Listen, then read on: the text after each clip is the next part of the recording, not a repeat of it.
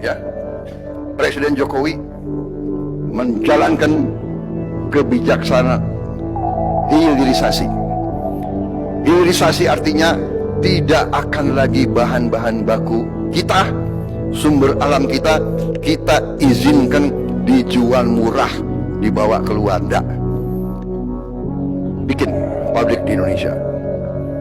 Saya beri contoh satu, nikel tahun 2017 masih kita izinkan nikel dijual sebagai gelondongan bahan baku. Penerimaan kita satu tahun 3,3 miliar dolar, kurang lebih 50 triliun.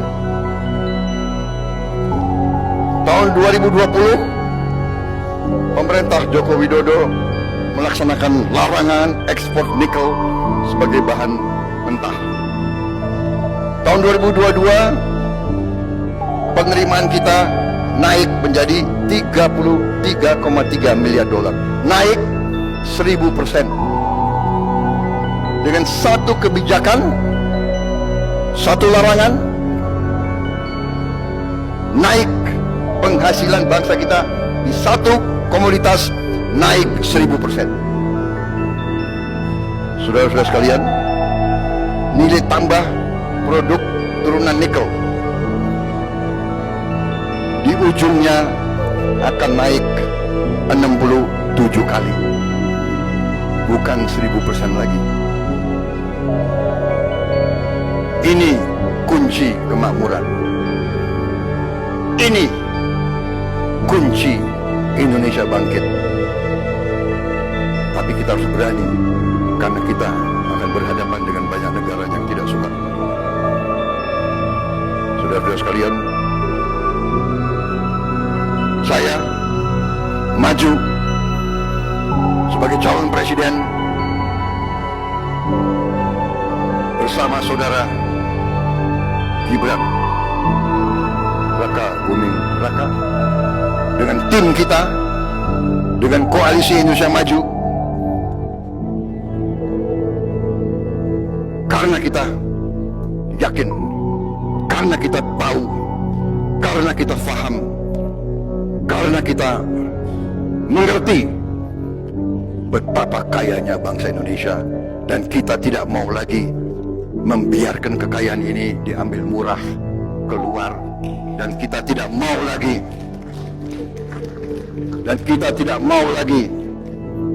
membiarkan kekayaan kita mengalir terus-menerus ke luar negeri.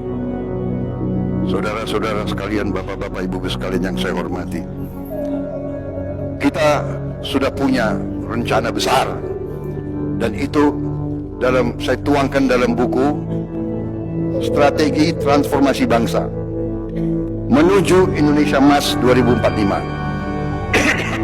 Di situ sangat jelas, saya ambil rincinya saja.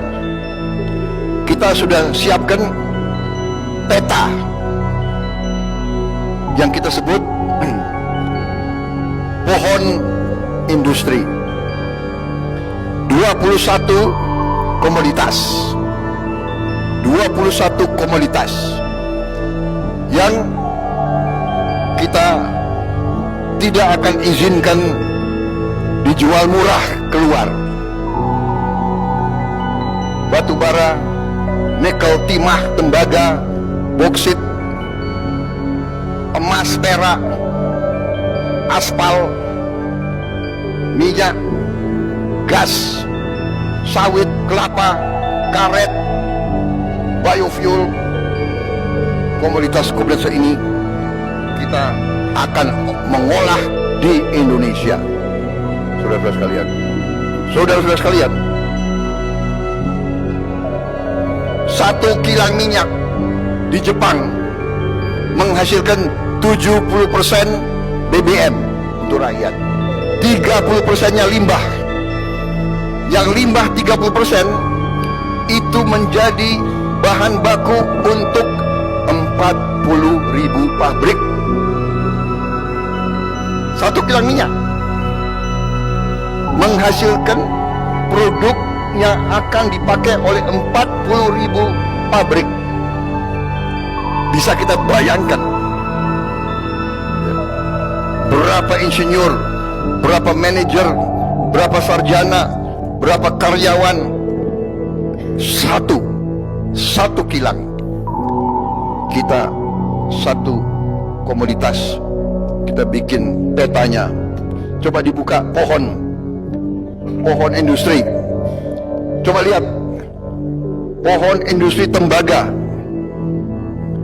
Kita bisa lihat turunannya menjadi apa, berapa ribu pabrik menghasilkan nilai tambah yang luar biasa. Tembaga menjadi bahan-bahan untuk industri elektrikal, industri elektronika, industri otomotif, industri bahan uang, industri kesehatan, industri alat-alat perumahan, industri kimia, industri militer. Satu komoditas yang sekarang ini diambil bahan baku. Kita lihat berapa nilai tambahnya. Ada yang naik 8 kali, 10 kali, 11 kali, 77 kali. Kalau naik 10 kali itu kan 1000%. Kalau naik 77 kali berapa itu? 7000%.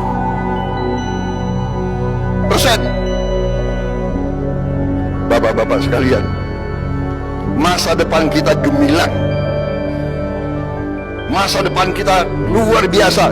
Semua bangsa ahli-ahli semua mengatakan Indonesia akan bisa menjadi ekonomi keempat, kelima terbesar di dunia. Kita bisa lebih kaya dari Jerman. Bisa kita bayangkan nggak? Pasti tidak bisa. Benar nggak?